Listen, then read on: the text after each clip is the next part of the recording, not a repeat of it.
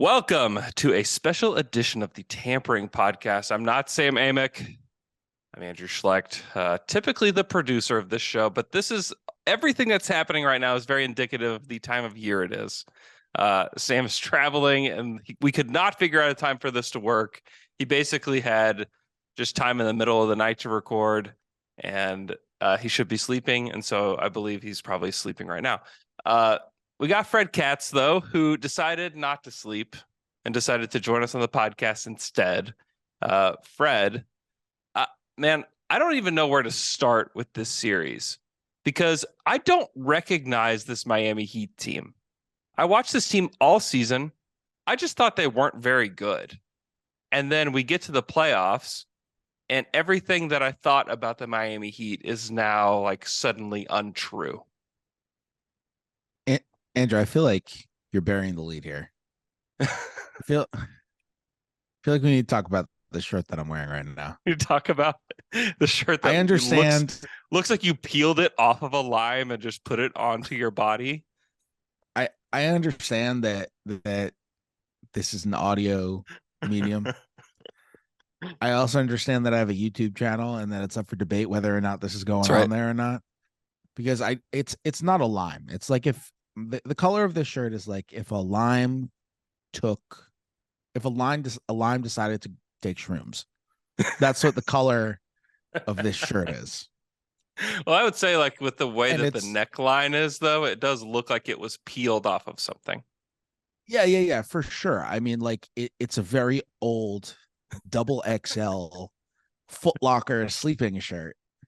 I woke up 5 minutes before this podcast, got 6.5 seconds of sleep. Yep.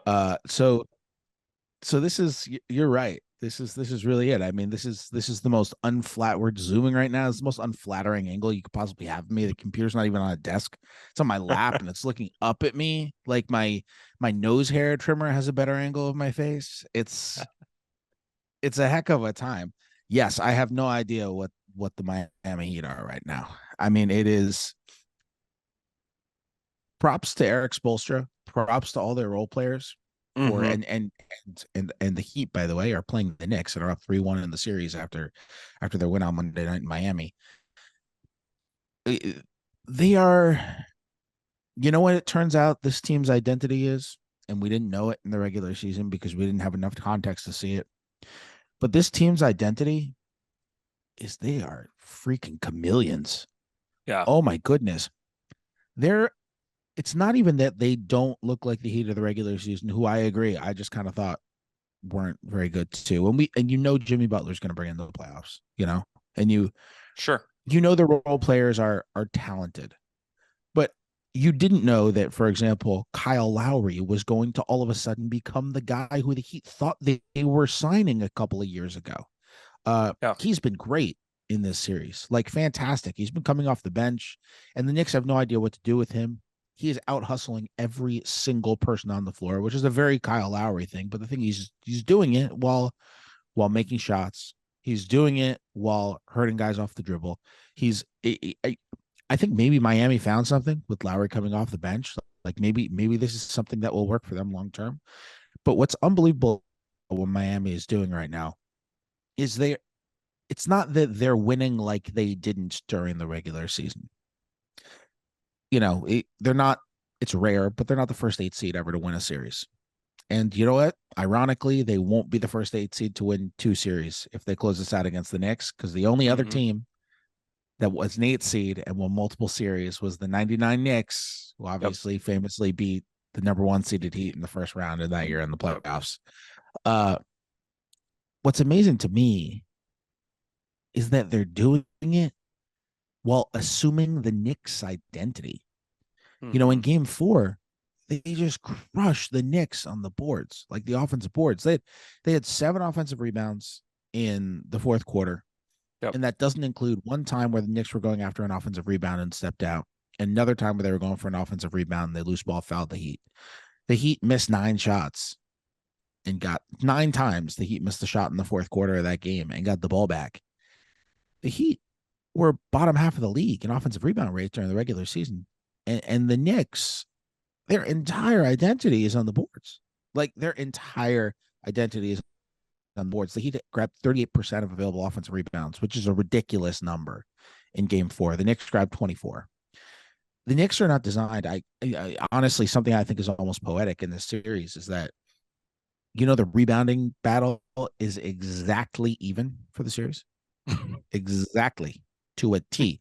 Which means that the Knicks have lost big time. Exactly. Well, somebody must be getting up even earlier than me and reading The Athletic, because that was what my story was off of that game. Yep.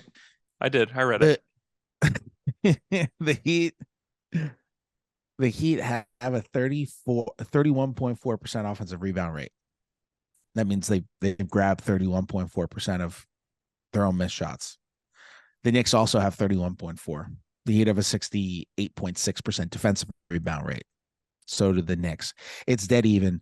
And the Knicks are built to destroy teams on the glass. That is why they are good. They miss a lot of shots, but they were third in the league in points per possession because they get their misses all the time. And not only do they get their misses all the time, they actually are arguably the best second chance offense in the league, not just because of the amount of possessions they create. They take more threes per 100 second chance possessions than any other team in the NBA. Like, this is a team that operates very well in second chance positions.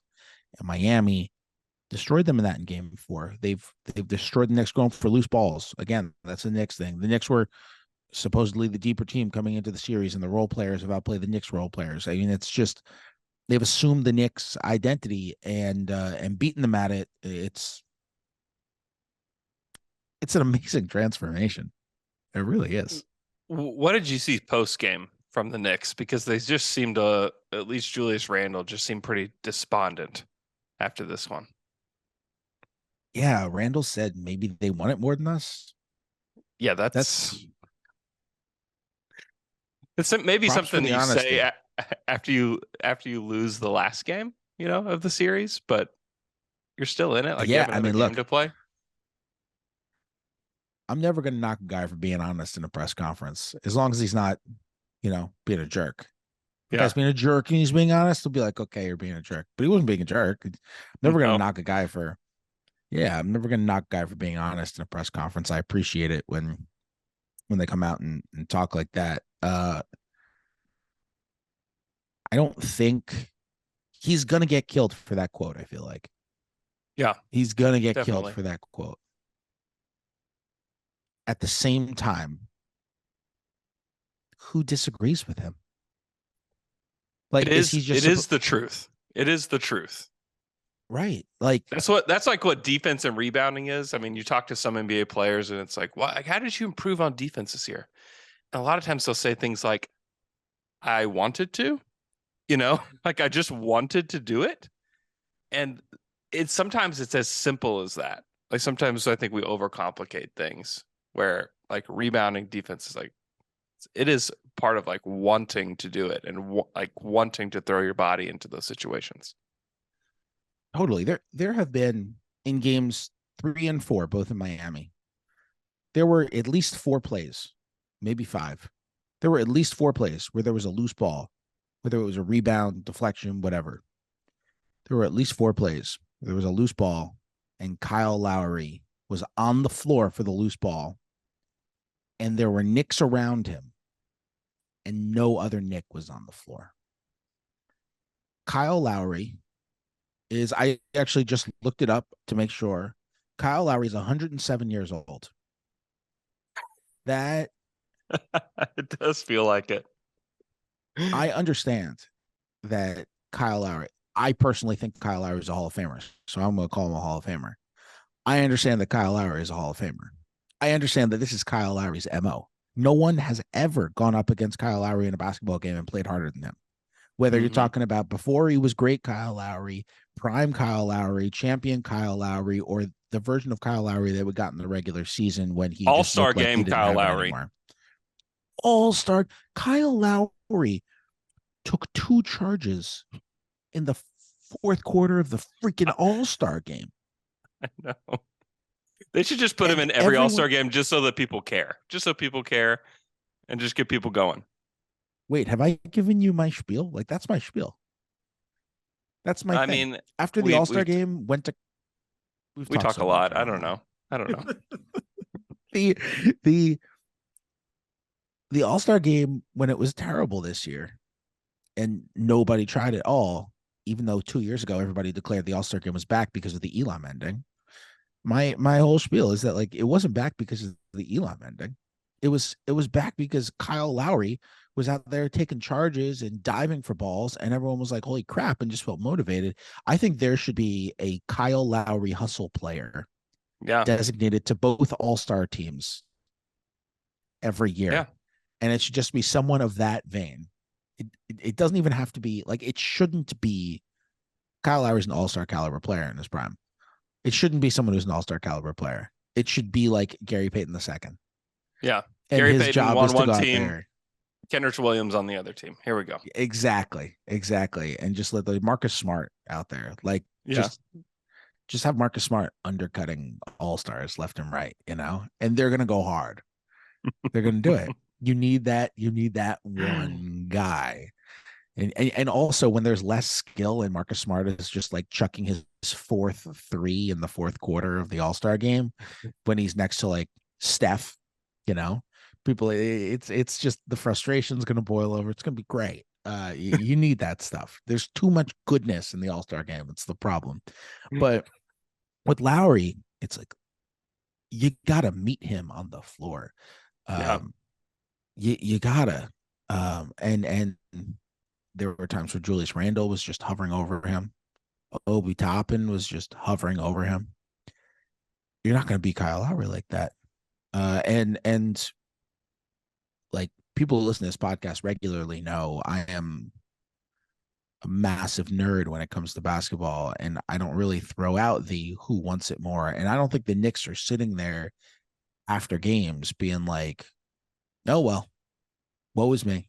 Guess we lost that one." And then the Heat are like, Heat after their one loss were like, down in the dumps. Like, I don't think that's the case. But if you just base on their actions, like, Randall's gonna get killed for that, but the Knicks should get killed for wanting it less, if that's actually true. But Randall shouldn't be killed for throwing it out there that might be the case, because we've just spent 12 minutes talking about how it sure seems to be true. Yeah, I think he'll get killed because he is like one of the leaders, the all-star from this team. He is probably like the all-star caliber player that has played the worst in the playoffs, at least in the second round, I would say. Last night was not great for him. Today's show is brought to you by LinkedIn. Visit linkedin.com/NBA show 23 for more information. Are you struggling to close deals? Cold outreach is wasting the time of both the buyer and the seller at every stage, especially when the sellers are using shallow and outdated data.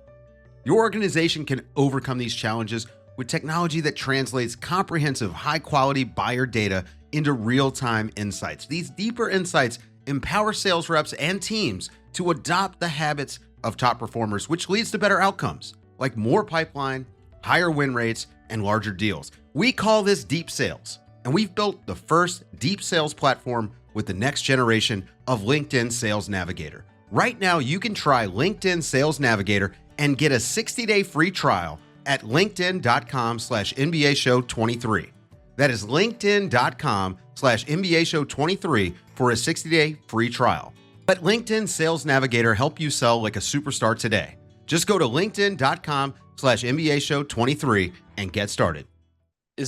How do they turn this around? Mentally, it just feels like there's such an edge for the Heat. But I mean, it's not over. It's 3-1. It feels over. But we've seen this story before a lot. I mean, if they can go back and get game 5 and then somehow scrape by and get game 6. I mean, this is a Heat team that's starting Kevin Love. And like, Kevin Love's been great. He's played really well. But when you're giving tons of minutes to guy, I mean, Cody Zeller and Kevin Love are like a part of your big man rotation. The Knicks are a very talented team, even without Quickly. Like they should be able to take care of business against this Heat team. Like what needs to be done for the Knicks to get this back on track? Yeah. The other thing that I'll add, by the way, when you talk about the series that Randle has had, and he was not good in the Cleveland series either, is he's saying maybe they want it more. The reason, if you're going to kill him, the reason to do it is because his effort level has been very questionable for large portions of the series. Game 3 was, I wrote about that. I wrote a big story about that. Like game 3, his effort level, his defense, his inability to get back in transition, all of it was such a problem and really hurt them. How can they turn it around? The easy answer is the Heat have beat them in all the things that they're good at. So be good at the things you're good at again. Mm-hmm. Hit someone on the boards. Beat them to some damn loose balls. The Knicks are a good loose ball team. Part of that, by the way, is because they have Manuel Quickly, who's a great loose ball player. Yep. And they don't have him, or at least they didn't have him for game 4. Knicks said he's day to day. We'll see if he plays game 5. He was in a walking boot on Monday, so we'll see. That's exactly. Not a good sign. No, and game 5 is on Wednesday, so we'll see what happens. And it wasn't just like a protective walking boot for when he was on the bench. He was like full-time walking boot. So we'll see what happens there. Let's operate under the assumption that he doesn't play. I think like slicing the rotation is very possible. Like Obi Toppin, for example, got benched in the second half of this game. Julius Randle just kind of went the whole way. I wouldn't be shocked if we saw just Josh Hart get the backup 4 minutes. If he's out there with Jimmy Butler, Josh Hart's been the primary Jimmy Butler defender. You have Quentin Grimes on Jimmy Butler in those moments. They got to shore up the rebounding. They consistently, it's not just Mitchell Robinson. I didn't think Hartenstein has been really, really good in the playoffs, but I did not think he was great in game 4. The offensive composure is something that will be big. They keep doing the same thing on offense, which is somebody drives into the paint. The Heat are banking on the fact that the Knicks are not a good 3-point shooting team. They're collapsing in on the paint. The Knicks are kicking out for threes, and then whoever gets the ball on the perimeter doesn't want to shoot a 3 because the Heat are banking on them not shooting threes. And he just drives into the same crowd. And they need to find some way offensively to beat that. I wonder, there are certain technical things maybe the Knicks can try out. For example, talk about Kevin Love. Like, they're showing and recovering on those pick and rolls, on those pick and pops. Maybe you just switch them.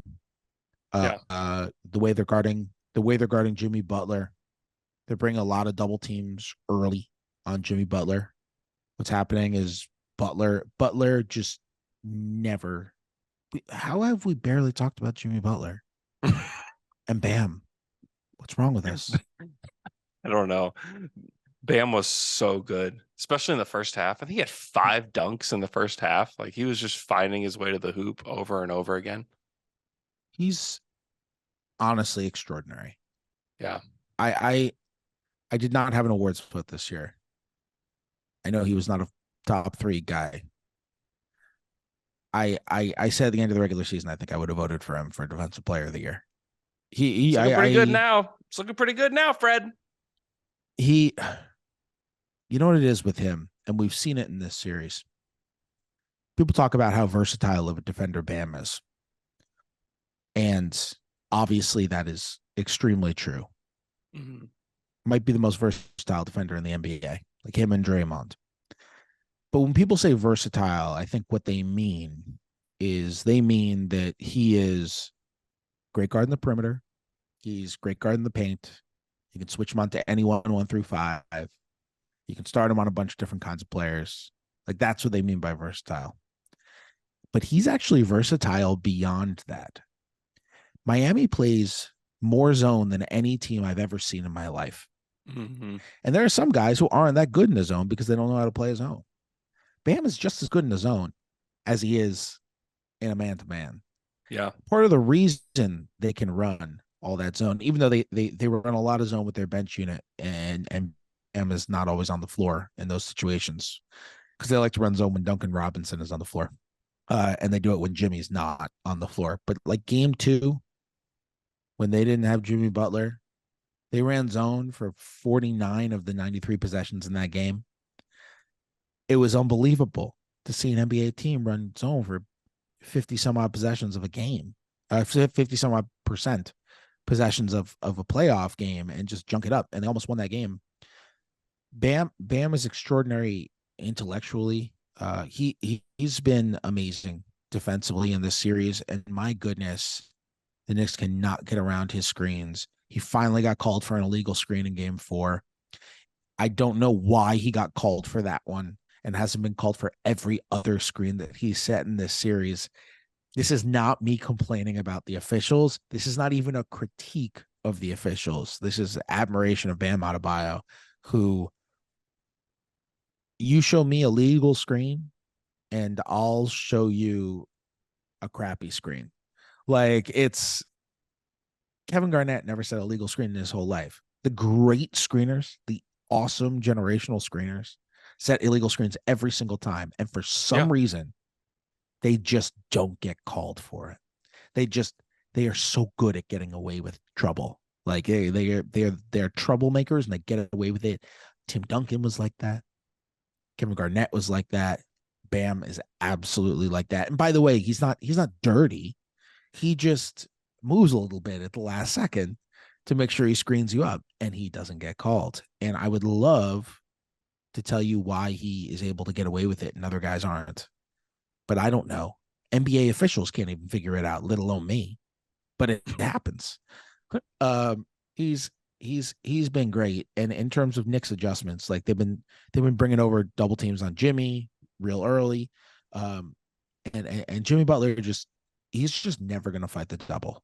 He is just never going to do it. And he's never going to panic. And he's always going to recognize it. Another guy who's just as smart as he is talented when it comes to playing the game. And Knicks are when they send doubles, Butler's getting off the ball early and putting the Knicks in rotation.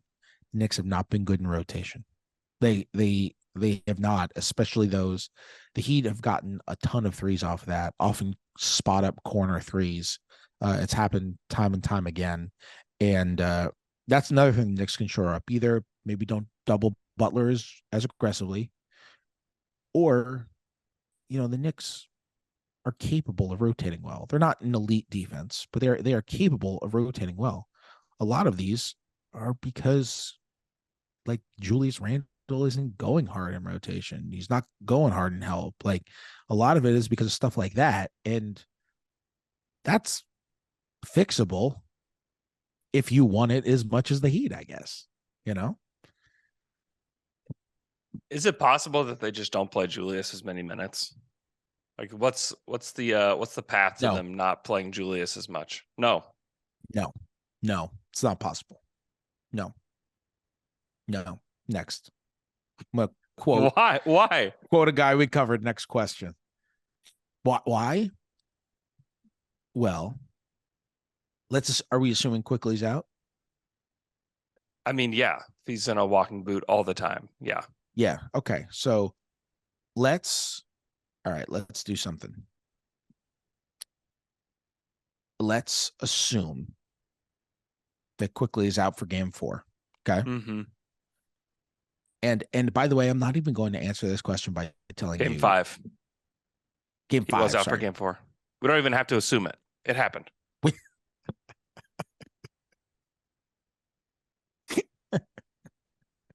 No need to. It's true. I mean, you think it happened. You don't know what you saw. Who knows? They played a fake game, sent it out to your TV. It's my conspiracy. Let's assume that he's out for game 4 and assume that he's out for game 5. Okay, I can do that. Great. All right.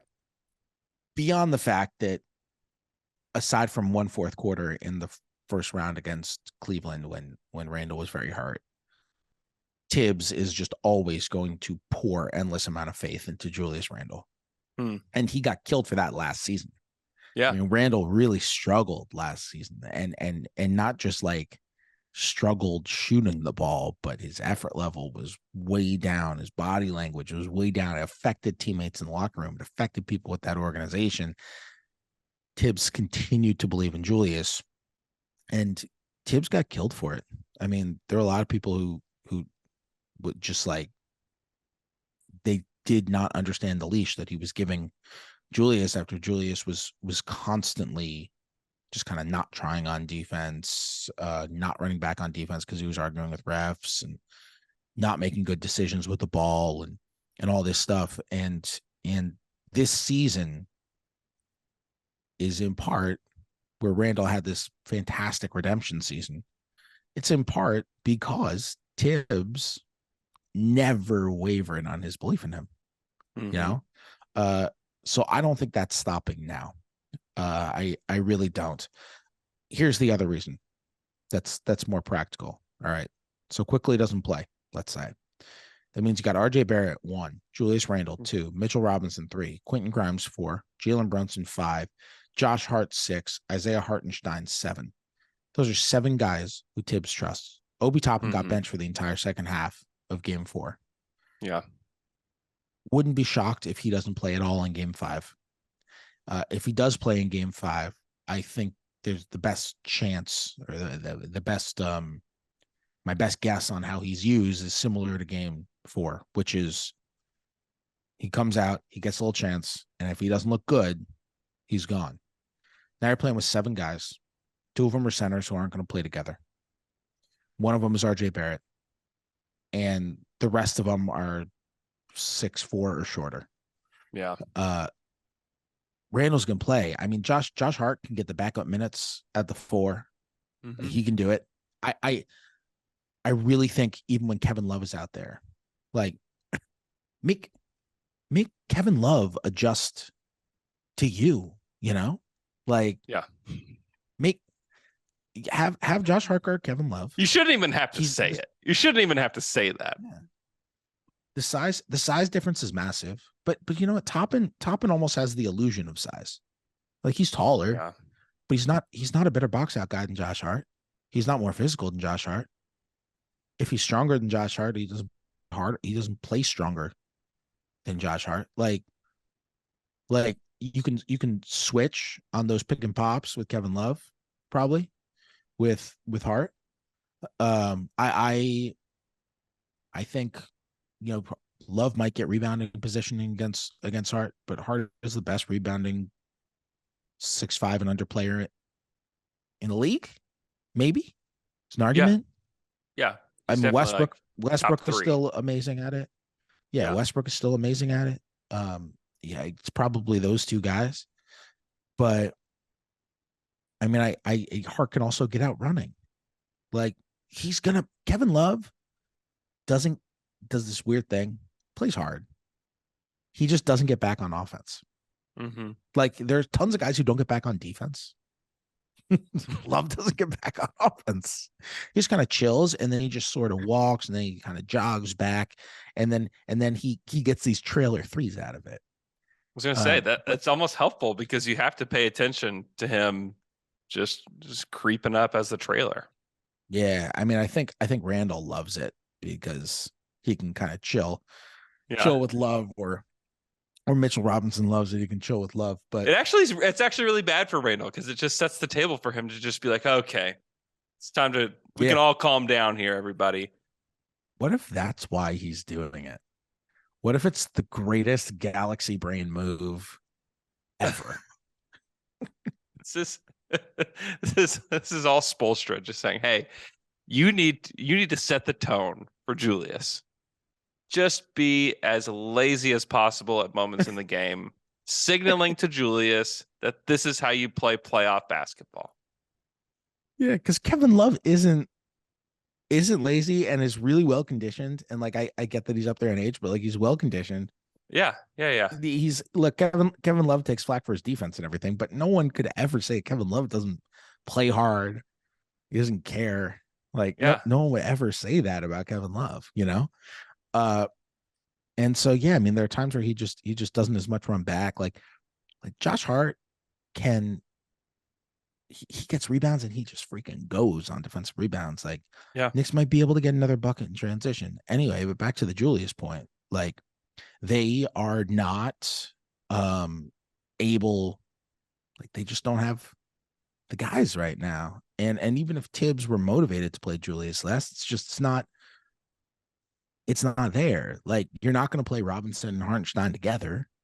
You know, you're not going to do that. And there are only so many combinations that you have. Like when you're down 3-1, look, there are probably a lot of Knicks fans who will disagree with this. But when you're down 3-1, you go with the guys who for the most part, you have to go with the guys who have gotten you there. Mm-hmm. Like not to down 3-1, but gotten you to where you are. Like you have to. They're not going to come back from this series. Maybe they can steal a game because Toppin plays 28 minutes and he hits 5 threes. Maybe they can steal a game because that happens. They're not going to win this series and win 3 games in a row against Miami with Julius Randle just like being out of the mix, you know? Yeah. And if they do, they're not going to win in the next round against Boston or Philly with Julius Randle being out in the mix. For the Knicks to be the best version of themselves, they need Julius Randle to be the best version of himself. And he hasn't been. And some of that might be on the sprained ankle that he's playing on. I think a lot of it is just on him. Like, but I don't think you can deviate. He's too important. Today's show is brought to you by our friends at First Leaf. Head over to tryfirstleaf.com/NBA show and save 50% on your first 6 bottles. I love this time of year. When the weather's getting warmer and I get to see my friends and family more often, whether we're going to meet up for a birthday party or a barbecue or we're just hanging out, I always want to have some great wine that I can share, and that's why I love First Leaf. As America's most personalized wine company, First Leaf just has completely taken the guesswork out of my wine selection. I just go online, answer a few quick questions about what I like, what I don't like that week, and their experts curate a selection of award-winning wines tailored to my taste. You get to choose how often you receive your wine, and every single selection is backed by First Leaf's 100% satisfaction guarantee. First Leaf's monthly wine club has made my wine shopping experience much easier than it used to be. I no longer have to wander around a giant wine store guessing at what I'm going to like based on the bottle.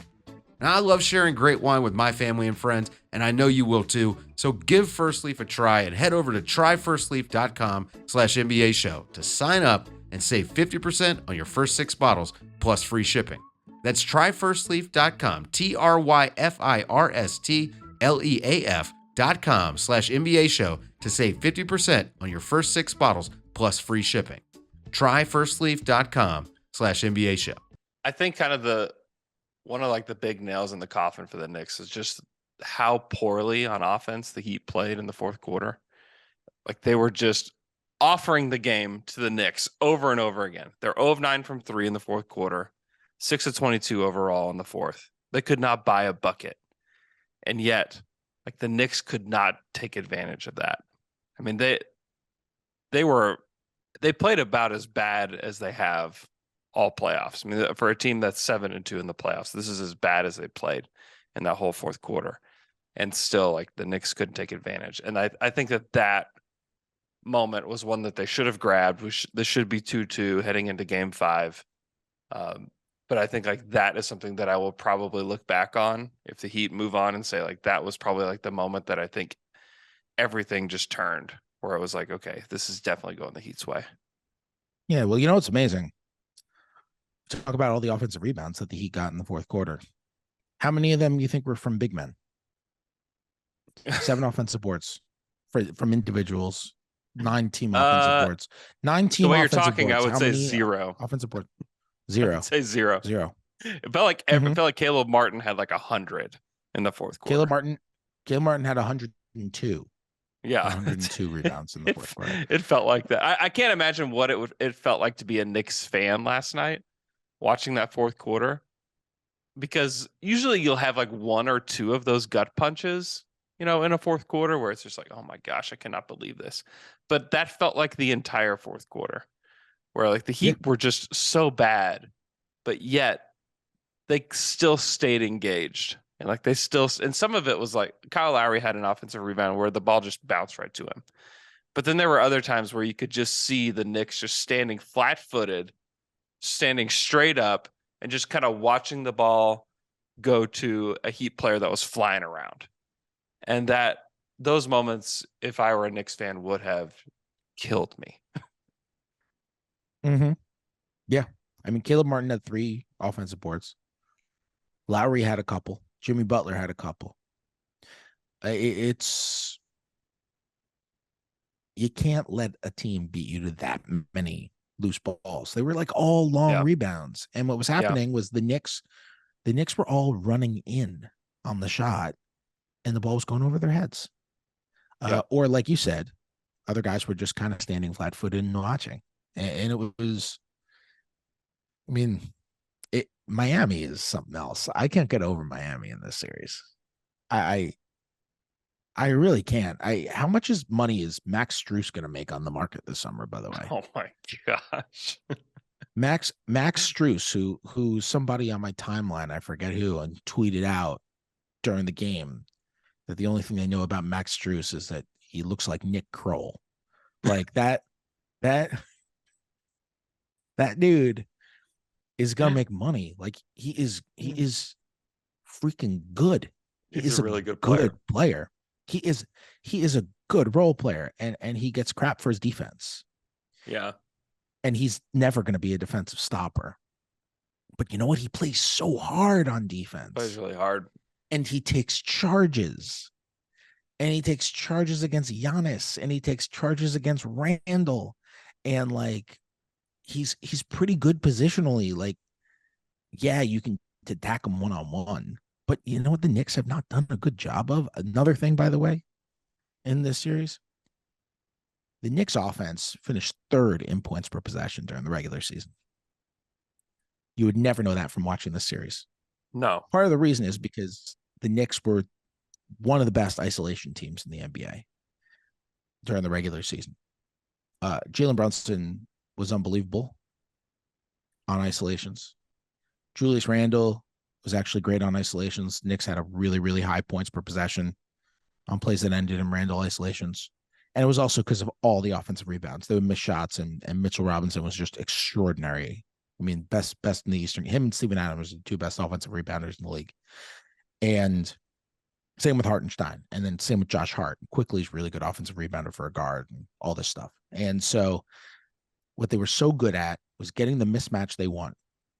And this happened during the Cleveland series a lot. Like Jalen Brunson was able to get Jetty Osman guarding him, was able to get Isaac Okoro off of him, and was able to go at these mismatches and score. And their offense was not great in the Cleveland series, but it was good enough. In this series, they're not getting the mismatches they want. And I feel like a lot of times they're just settling. Randle is just kind of going at Bam Adebayo. It's not working, and it's not going to. There was a game in March where Randle went for 46 points in Miami, and he hit a game winner, fall away 3-pointer. It was an unbelievable performance from him.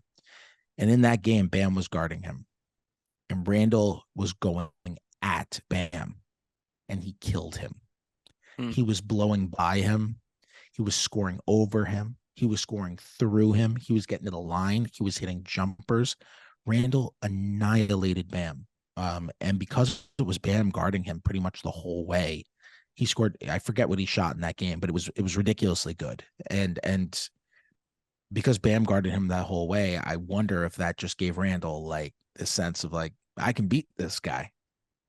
And he keeps going at Bam, and it has not worked at all in this series. RJ Barrett, as you know, the beginning of the series, RJ was playing really well. and Gabe Vincent was guarding him, and Gabe Vincent is pesky and strong and scraps at you. But there's a big size and strength difference with him guarding RJ. RJ was going at Gabe Vincent. It was working really well. Game 3, the Heat switched the matchups, and Jimmy Butler became his primary defender. And RJ still just going at Jimmy Butler like he's Gabe Vincent. Mm-hmm. And it's like, it's not working. There's a reason why RJ's production has fallen off. Although he finished solidly, like very solidly in game 4, I thought, and has mostly been good for the Knicks in this playoff run. He's certainly not the problem. But they're going at the Heat's best defenders. If they can find a way to get some mismatches going, like the way they operate in the regular season, that might be another way. Like, find a way to attack Strus. Find a way to attack Love, which they did a little bit in game 4. They had a nice offensive stretch in the third quarter of that game. It was when they were putting Love in pick and rolls. They, find a way to attack Duncan freaking Robinson. There was a play in game 2 where Emmanuel Quickly's in the corner. Duncan Robinson is guarding him. RJ Barrett goes into the paint. He's triple teamed. There's tons of time left on the clock, and RJ just puts up a bad shot out of the triple team and misses. And it's like, you've got Duncan Robinson guarding Emmanuel Quickly. I understand that Quickly has massively struggled in the playoffs, but you got Duncan Robinson guarding Emmanuel Quickly, and you have an offense based on just seeing little scabs and just picking at him and picking at him. Mm-hmm. Gross analogy. I will never say that ever again. Please don't. I'm sorry. I think the second picking at him was really what ruined it. But they're not recognizing that stuff. Gross analogy, appropriate though. Knicks half-court offense. Their half-court offense is just a gross game last night from the Knicks. Yeah. Their half-court offense is just, you would not know that this was one of the best half-court offenses in the league. In one of the best half-court offenses in the league in the greatest, most efficient scoring era in the history of the game. You would not know that from watching this. Yeah, the regular season was not predictive for this series in almost any way at all. No. But the like the overall history of the players in this series, I think, is like the overarching storylines of all of these players is kind of more predictive than the regular season was. Because if you were to say like Jimmy Butler and Bam Adebayo versus Julius Randle and Jalen Brunson, you'd be like, oh yeah, give me Jimmy and Bam. Like, let's go. Yeah, totally. I mean, there's also the fact that Miami is 1 win away from its third Eastern Conference Finals in 4 years. Yeah. It's like they just find a way. They were, I mean, we might get there's a possibility we get a Heat Celtics rematch of the Eastern Conference Finals from last year when Miami was 1 Jimmy Butler 3 away from going to the finals. And then there's a possibility that we get Jimmy versus Embiid. Like Embiid's favorite teammate ever, it sure as hell seems like, right? Either one would be unbelievable. And we're going to be sitting there talking about the Sixers let Jimmy get away. And then there's a small chance, just an ever so small chance, that we get Miles McBride versus Marcus Smart, which sounds like a blast. That's all Miles McBride wants to be. That's all he wants to be. Yeah. He just wants to be like Miles McBride loves Kyle Lowry. Like, even after the game last night, he's like, Miles McBride is the edge of the rotation point guard for the Knicks, and is just like, this is why it's so weird to see what's happening with the Knicks, because they have guys like this. Yeah. He's 22 years old. He was a second round pick. He plays so hard. He really thinks and studies the game. The dude loves the game, breathes, lives the game. His brother's a pro too. And his favorite players are like Kyle Lowry, Drew Holiday, Marcus Smart. Like, those are all of his favorite players. And that's how he plays. And I'm not saying that Miles McBride is going to win them this series or even impact this series beyond, a defensive possession here or there. Mm-hmm. But they have a lot of players who think that way. Grimes thinks that way. Quickly thinks that way. Jalen Brunson thinks that way, and he's the best player on the team. Yeah. They're not the only ones. Hartenstein thinks that way. Mitchell Robinson takes a lot of pride in his defense and his rebounding, and wants to make an all defense team, and was unbelievable defensively in the first round. They have a lot of guys with that mentality, with that attitude, and yet they're getting out hustled. They're getting outclassed, and that's why it's weird to see. That's the most surprise. I'm not shocked they're losing to the Heat. I mean, the Heat are clearly an impeccable organization. Like, we can make fun of Heat culture all we want, but that thing is real. Keep showing up. Yep. But it's weird how much they're getting outclassed. Yeah. Fred, we need to get you and your lime green shirt onto an airplane. So we're going to let you go. Anything you'd like to plug before we go?